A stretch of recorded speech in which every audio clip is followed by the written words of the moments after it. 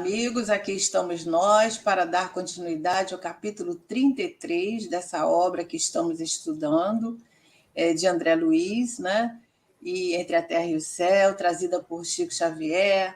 E nós chegamos assim quase no final, né? Faltam poucos capítulos, são 40 capítulos ao todo. Nós estamos na segunda parte do capítulo 33. E a Márcia, tudo bem, Márcia? Tudo bem, Thelma? Márcia vai trazer, né, o relato aí do último capítulo.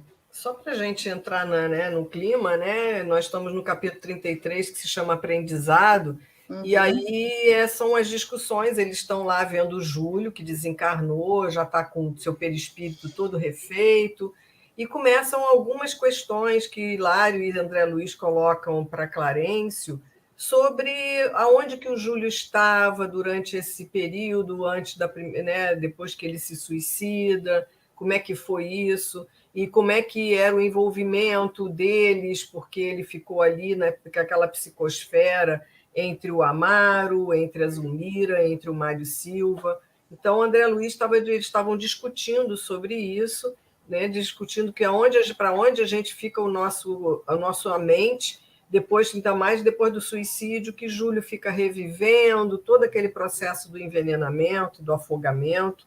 Enfim, é nesses momentos que a gente está e que a gente termina o capítulo falando da condição de quando o Amaro resolve recebê-lo como filho, mas que primeiro ele acaba se casando e recebe a Evelina, de tanto ódio que o Júlio tinha pelo Amaro, que dificultou a vinda dele logo para o nosso plano de novo. Então, nasce primeiro a Evelina e depois nasce o Júlio.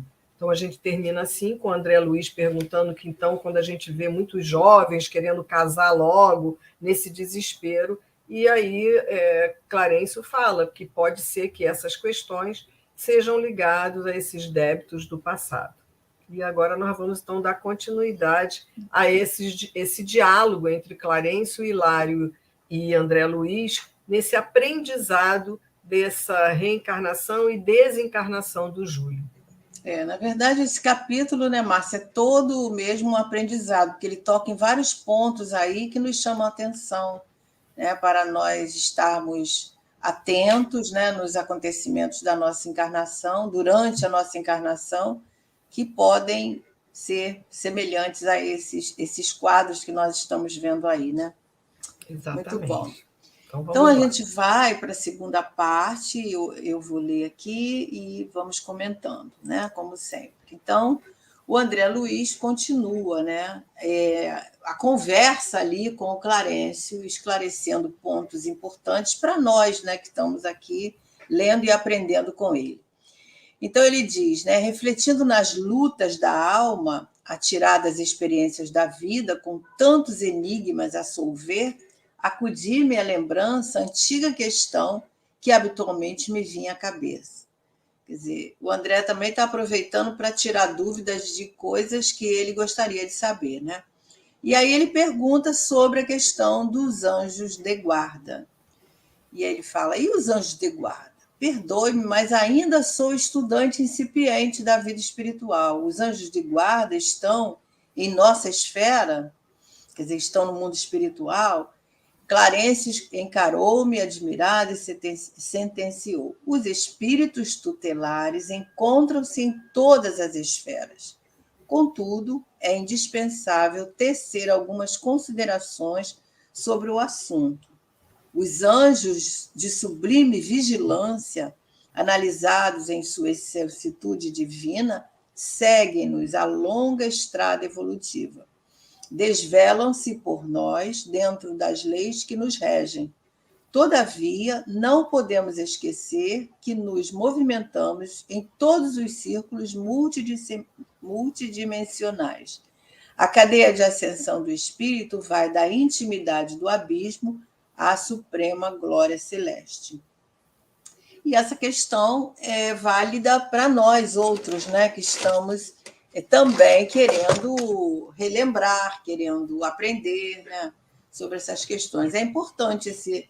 Você quer começar a falar, Márcia, sobre essa pergunta de André? Vai ser, né, Clarencio vai falar bastante sobre os anjos de guarda, não é isso? Uhum. A gente pode até dar continuidade, ele vai falar que é importante ele tecer algumas considerações.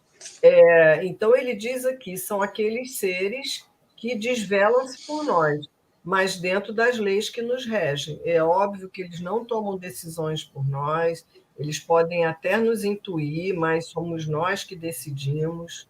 Então, Uhum. e ele diz aqui que a cadeia de ascensão do espírito vai da intimidade do abismo à suprema glória celeste.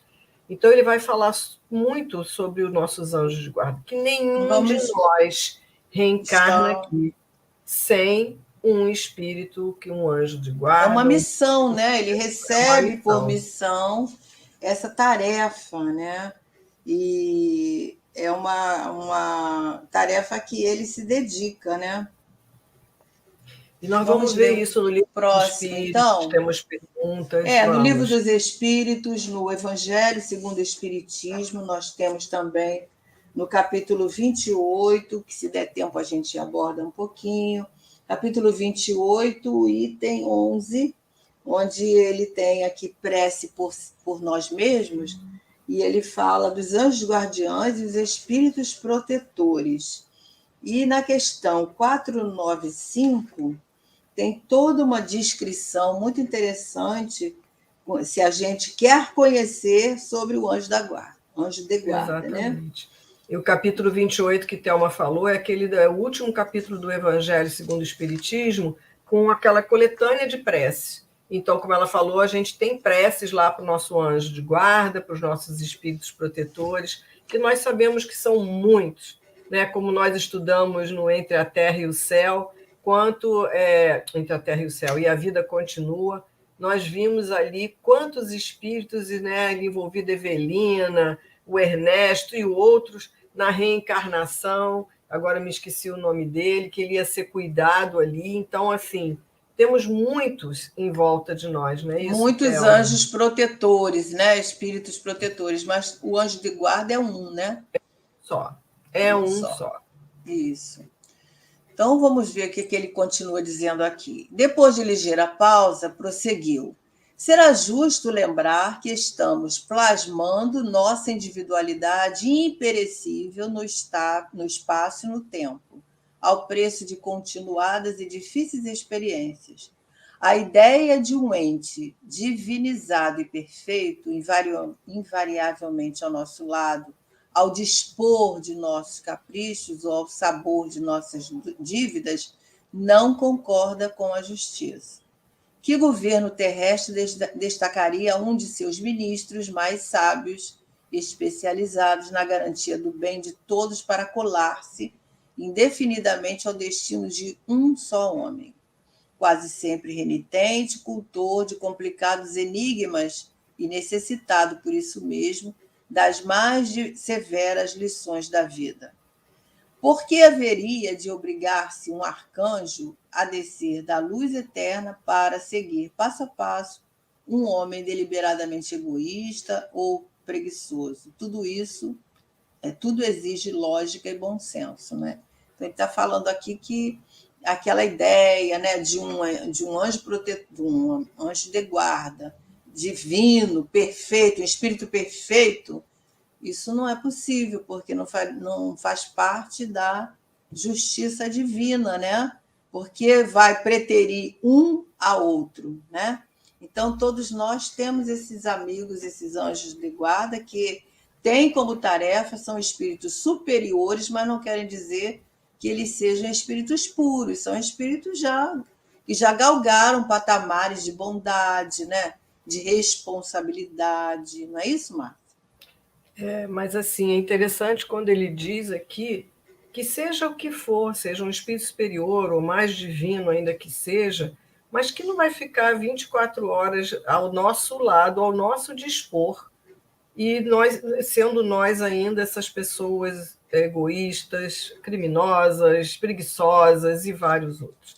Então, eles estão sim juntos, e ele vai explicar isso direitinho, como é que isso se dá. Então, porque a gente acha que esses estão ali colados, assim, eles têm milhares de seres junto deles Estão à ali, nossa mercê, que né? eles não estão à nossa mercê. E eles também estão tutelando outros que também, e de outras tarefas que eles têm, a gente vê isso, né?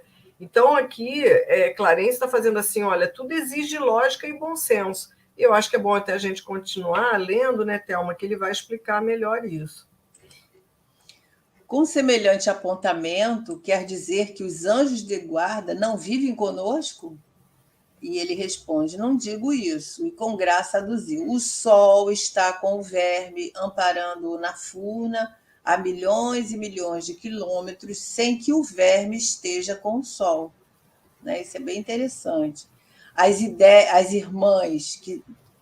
irmãs que seguiam conosco lado a lado, embevecidas na contemplação do céu, comentavam carinhosamente o porvir de Júlio, psiquicamente distanciadas de nossa conversação.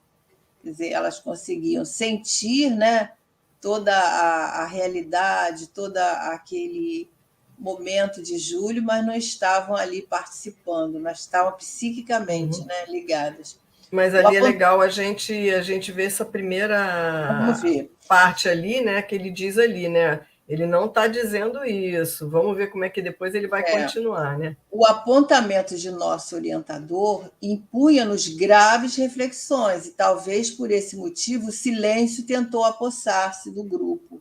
Mas Clarencio, reconhecendo que o assunto demandava elucidação mais ampla, continuou. Ele vai continuar, mas você quer comentar não, essa eu acho que a primeira gente. parte? Eu acho que não, que eu acho que ele vai. Essa face, isso que ele diz aqui, que o sol está com o verme, amparando na furna a milhões e milhões de quilômetros, mas sem que o verme esteja com o sol. Quer Todos dizer, nós o verme não está recebemos. lá no sol. Nós recebemos, mas não significa que nós recebemos o amparo do sol. Esteja ali junto, né? O calor do sol, mas não significa que nós estamos lá no sol. Então, assim, o anjo de guarda, o espírito superior, ele está ali, né, emanando, envolvendo e percebendo tudo, mas não significa que está grudadinho ao nosso lado. Até e a gente vê que os espíritos têm essa percepção, né, Thelma? Eles não precisam estar do nosso lado. Físicos, né? Isso, para saber percepções. tudo que nós estamos pensando, o que estamos fazendo. Esses espíritos superiores, eles conseguem nos acompanhar, saber tudo que está em nossos pensamentos, em nossos atos, nos acompanhando e não necessariamente grudados ao nosso lado. Isso. Anjo, segundo a acepção justa do termo, é mensageiro. Ora, há mensageiros de todas as condições e de todas as procedências, e por isso a antiguidade sempre admitiu a existência de anjos bons e anjos maus. Anjo de guarda, desde as concepções religiosas mais antigas, é uma expressão que define o espírito celeste que vigia a criatura em nome de Deus, ou pessoa que se devota infinitamente a outra, ajudando-a e defendendo-a. Em qualquer região, convivem conosco os espíritos familiares de nossa família e de nossa luta. Dos seres mais embrutecidos aos mais sublimados, temos a corrente de amor, cujos elos podemos simbolizar nas almas que se querem ou que se afinam umas com as outras, dentro da infinita gradação do progresso. Por exemplo, no próprio estudo aqui, desses espíritos que ele está falando aqui, espíritos familiares de nossa vida e de nossa luta, a gente vê na própria história, depois que Odila se transforma, sai daquele processo de ser uma obsessora de Zulmira, ela passa a ser um espírito protetor da Zulmira. Da família. Daquela família como um todo, né? Que estava ali a Evelina, a filha dela, do próprio Júlio, que está no plano espiritual. Ela entrega o Júlio para Zulmira, ela recebe o Júlio de novo. Isso tudo são ações dos espíritos familiares. Exatamente. E a gente vê que o tempo todo ela está tão ali ligada que toda vez que a Zulmira adoece, precisa de ajuda, é a Odila que sai ao encontro de Clarencio para pedir ajuda e tudo. Então, ela está ali, é um espírito tutelar que está ali do lado dela o tempo todo, acompanhando o desenrolar daquelas vidas ali. Assim somos nós temos esses espíritos que também ficam também junto da gente, nos ajudando. Assim como nós temos os nossos anjos encarnados, que são aqueles que nos ajudam aqui na vida. Às vezes pode ser que não seja nem um pai, uma mãe, às vezes é o pai e a mãe, na maioria das vezes, mas às vezes nós temos amigos ou outros parentes, de ou pessoas outras existências de outras também. existências que a gente se encontra e que será aquele protetor da nossa vida, que nos dará força para ir adiante, estará sempre junto da gente. Então, nós temos várias formas de ter pessoas, e aí nos fez lembrar, quando nós estávamos discutindo esse item aqui, a mensagem, né, 76, né, do livro Pão Nosso, não é isso, Thelma? Que depois nós convidamos aos amigos a lerem, de Emmanuel, que Emmanuel fala sobre as testemunhas. Então, ele fala para a gente que a nossa vida é repleta de testemunhas encarnadas e desencarnadas, daqueles que ficam junto de nós, torcendo para que a gente possa crescer, evoluir e o melhor para nós. Inclusive, se você me permite, eu posso ler um pedacinho que ele fala assim, olha, nessa mensagem que a Márcia citou. Antes da reencarnação, espíritos generosos endossaram as súplicas da nossa alma arrependida, quer dizer, o nosso pedido para reencarnar. Juízes funcionaram nos processos ali que dizem respeito, amigos interferiram no serviço de auxílio. A gente vê que tem toda uma equipe ali, né, ajudando no processo, contribuindo na organização de particularidades na luta. Aí ele diz: esses irmãos e educadores passam a ser testemunhas permanentes do tutelado, que é o reencarnante, né? Enquanto perdura a nova tarefa, e lhes falam sem palavras, quer dizer, pelo pensamento, através dos sonhos. Quantas vezes a gente desperta com uma frase, algum aconselhamento, alguma ideia bem nítida, né? Que pode ser um aconselhamento desses espíritos. Aí ele diz, né? Nos refolhos da nossa consciência, filhos e pais, esposos e esposas, irmãos e parentes consanguíneos, que agora encarnados, né, consanguíneos do mundo, como a Márcia está falando, são protagonistas no drama evolutivo, quer dizer, fazem parte desses protetores encarnados.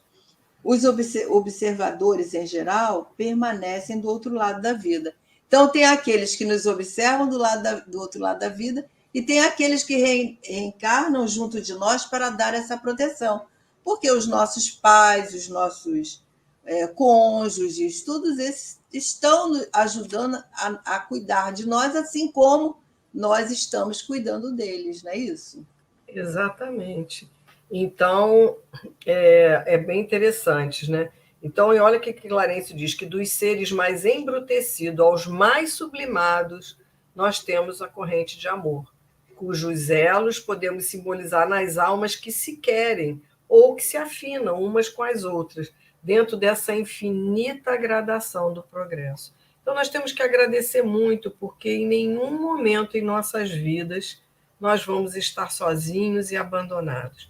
Sejam de encarnados, mesmo que a gente se sinta abandonado na forma aqui encarnada, dois encarnados, mas espiritualmente nós nunca estaremos sozinhos. E o mais belo disso, Márcia, é saber que todos nós estamos nesse processo, porque mesmo aquele que está lá na sarjeta, aparentemente abandonado, ele não se encontra abandonado. Tem alguém que vela por ele, né?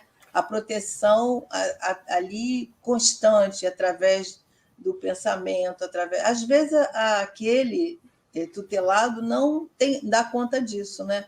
A gente vê isso lá no livro Memórias de um Suicida, onde um daqueles espíritos que suicidaram, eles reencarnam num processo muito difícil, de dar muita dó quando a gente lê, né?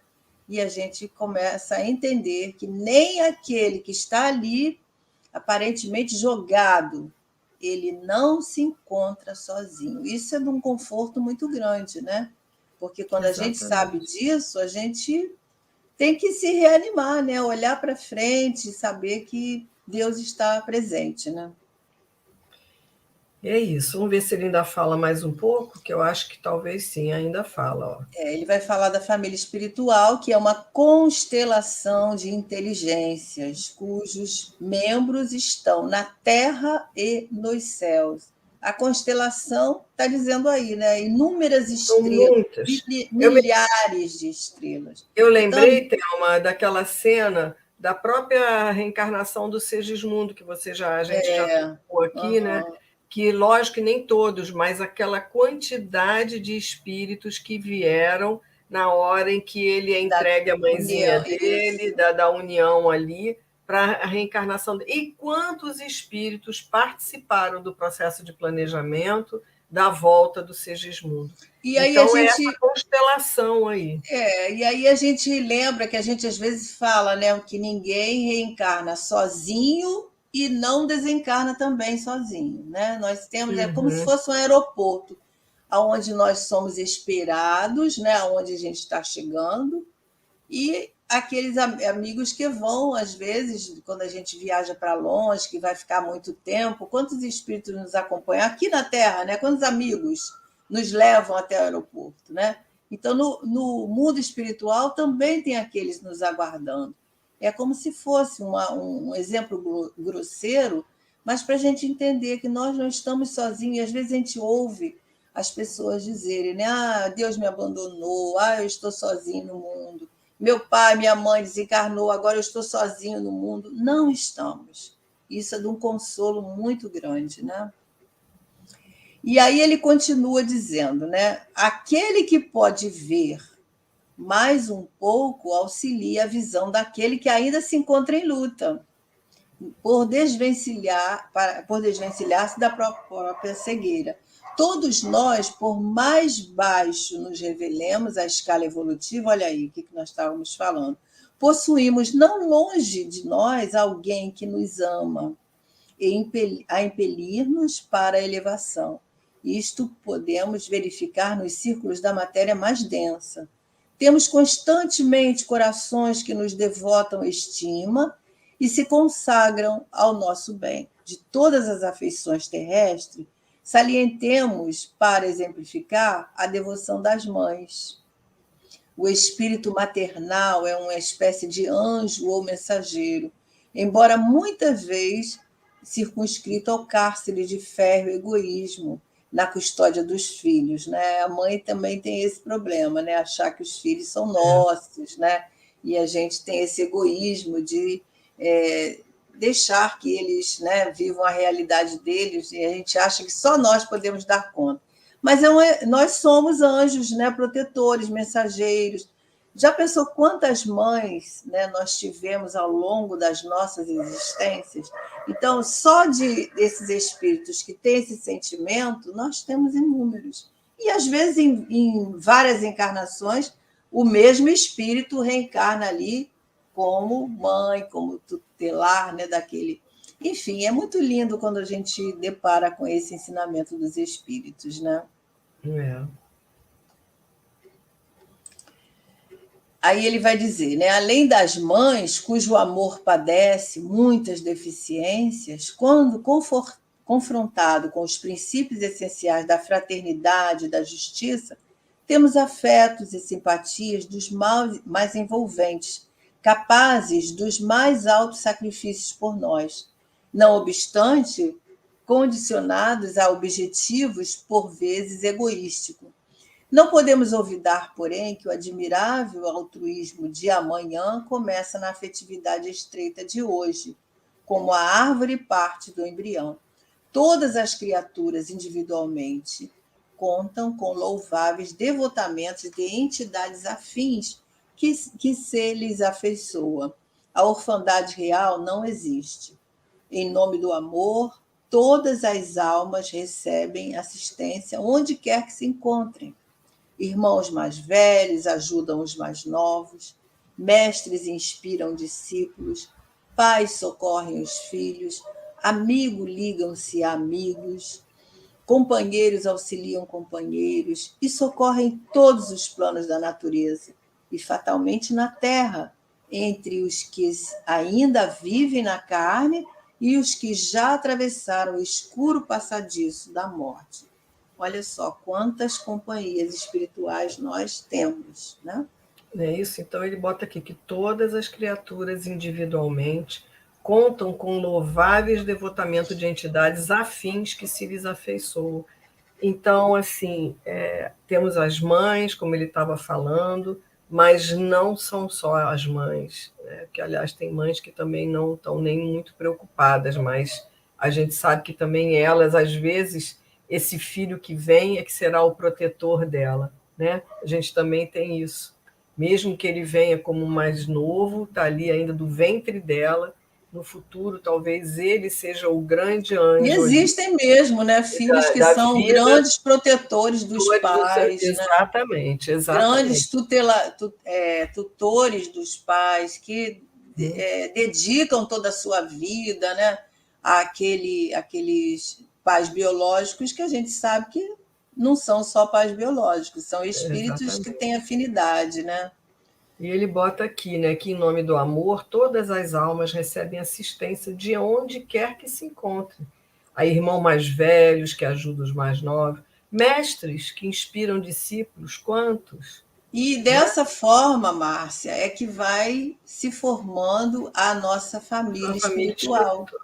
São essas afinidades, né? São esses sentimentos que vão nos unindo, essas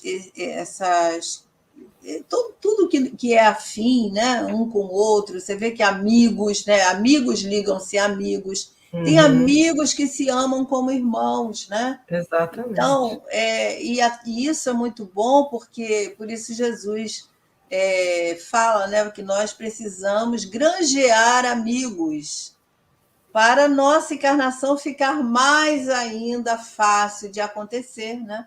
Porque a Exatamente. gente sabe que precisamos desses companheiros para nos receber novamente, para continuar a nossa tarefa, enfim. Ele Esse, fala aqui, né, que companheiros auxiliam companheiro, e ocorre isso em todos os planos da natureza. E óbvio que também na Terra, isso tanto no plano espiritual, lógico, no plano da Terra, quer dizer, encarnados ajudando encarnados, encarnados ajudando encarnados, encarnados ajudando em vibrações, em preces a desencarnados. Então, esse auxílio mútuo acontece em todos os planos, de lá para cá, como daqui para lá, daqui mesmo, de lá todos os espíritos também se auxiliam. Então, nós sempre vamos ter quem esteja nos ajudando.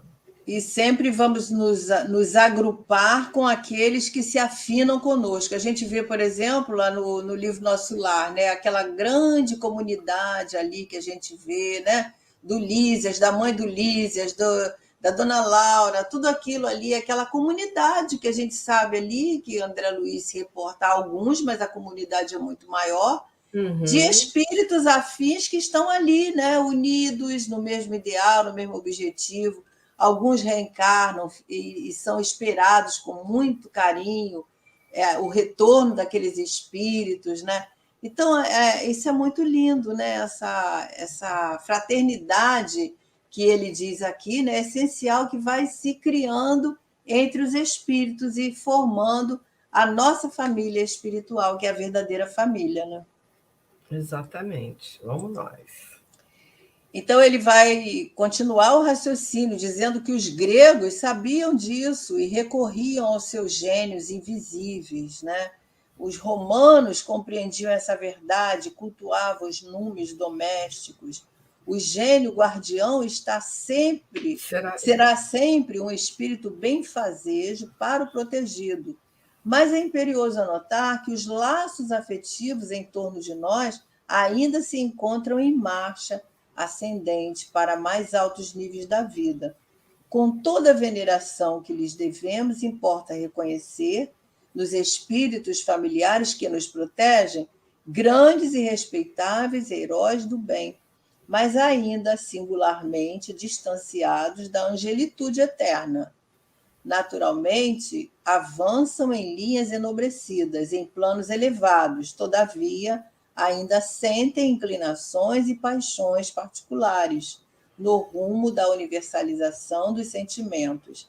A gente sabe que esses espíritos que estão, por exemplo, são coordenadores no mundo espiritual, são a gente vê isso lá, por exemplo, os mensageiros, né? A gente vê a descrição daquele espírito lá, que agora não vou me lembrar o nome dele, que conta os seus dramas, mas ele é um daqueles que está ali à frente dos grupos, coordenando. No entanto, ele ainda tem dramas a resolver, né?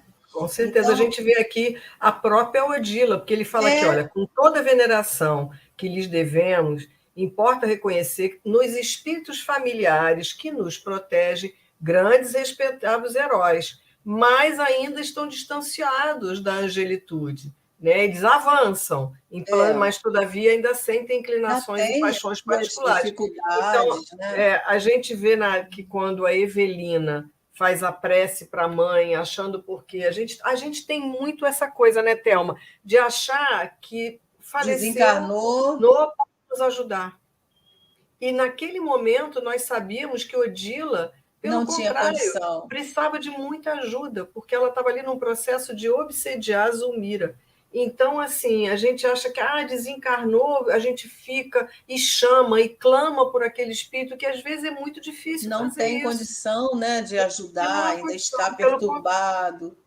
Pelo contrário, está precisando de ajuda. De prece, de ajuda. De prece, de ajuda. Então, a gente vê que, nesse caso aqui, Odila, depois da transformação dela, ela realmente agora ela tem condição de ser um espírito familiar, mas que está ali ajudando, protegendo, mas ainda está cheia de inclinações, né, de paixões particulares. Ainda tem ciúmes, né? Tem que trabalhar o ciúme. Isso, exatamente. Então, nós no mundo espiritual, nós somos os mesmos. Agora, aprendemos muito, né? E aí a gente tem que retornar para colocar em prática aquilo que a gente aprendeu. E às vezes a gente ainda resvala aí com os erros e acertos diante dessas inclinações que ainda trazemos, né? Então é muito delicada essa coisa, né? Mas eles, por serem espíritos protetores, não são espíritos que já galgaram patamares elevados. Lutam também, como nós, né, com seus dramas, as suas dificuldades. Isso é muito importante a gente ter consciência disso, né?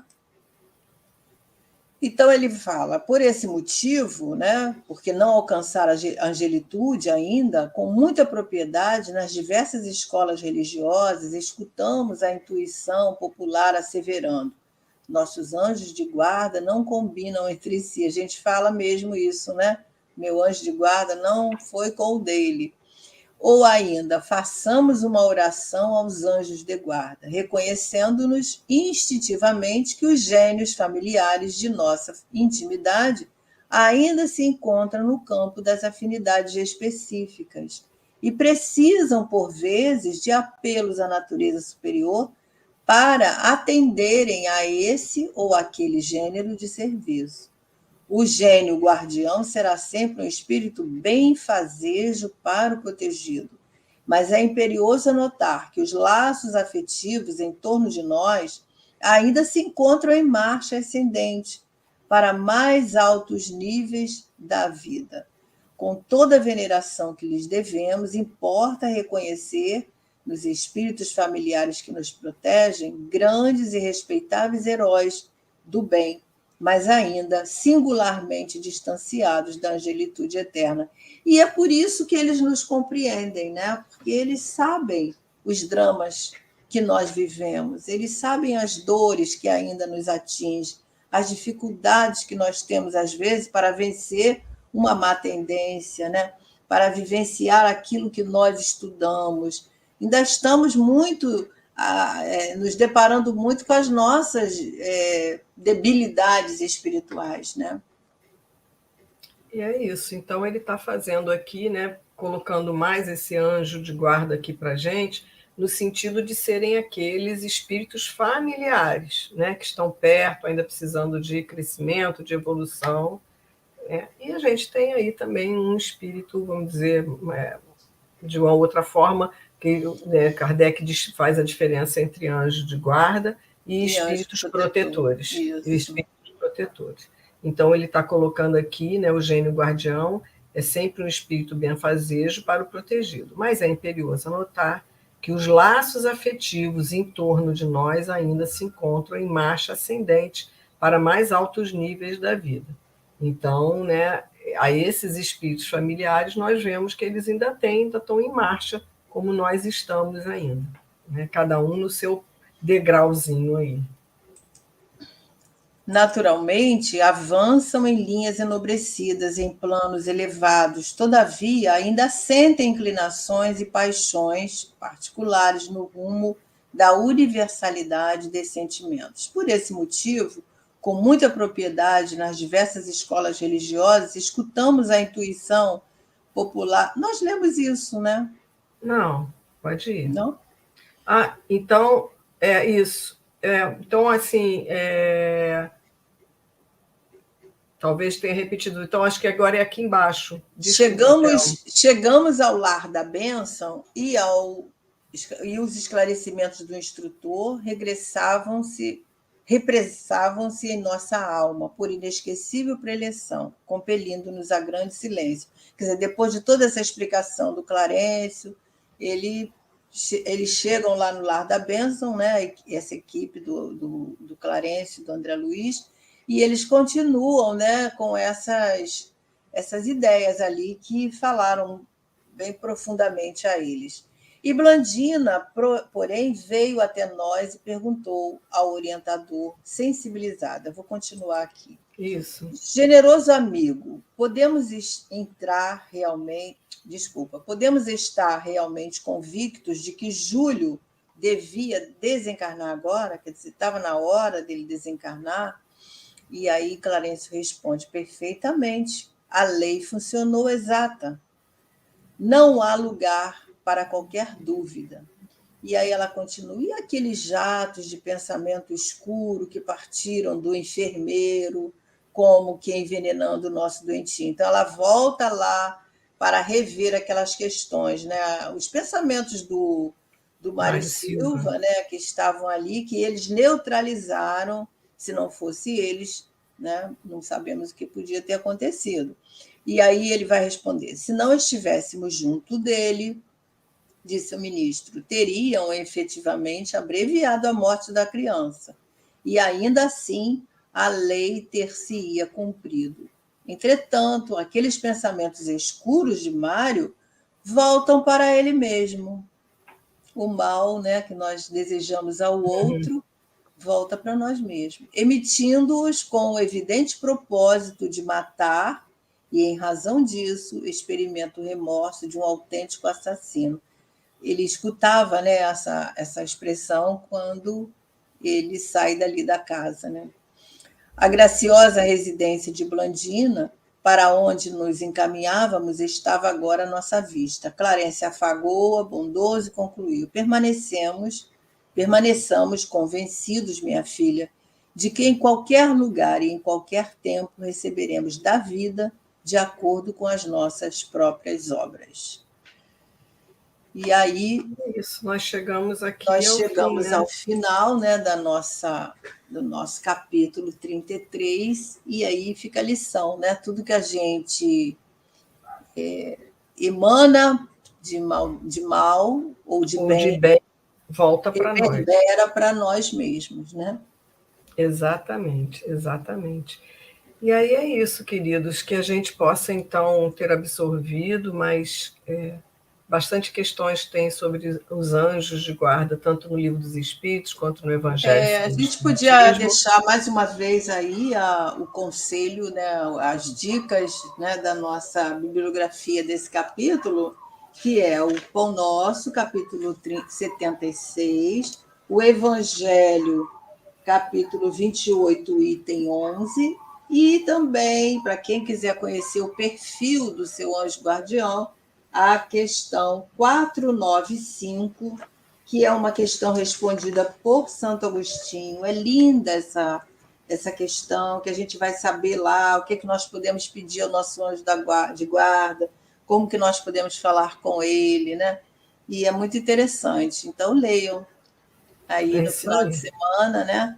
E usufruem dessa ajuda que o nosso anjo de guarda pode nos dar. E não se esqueça da prece, que na prece nós falamos diretamente com ele, né? É isso, pedindo ajuda ou agradecendo a ele a ajuda que ele nos dá diariamente, constantemente. Isso mesmo. Então, que vocês possam ficar com Deus até o nosso próximo encontro e que estejamos estudando bem, seguindo a nossa vida junto aos nossos anjos, espíritos protetores, com o nome que nós quisermos dar. Nós estaremos sempre acompanhados. Esperando que bem acompanhados. Né? Com certeza. Isso aí, Márcia. Até a semana que vem, se Deus quiser. Os nossos amigos fiquem com Deus. Uma boa semana e até lá.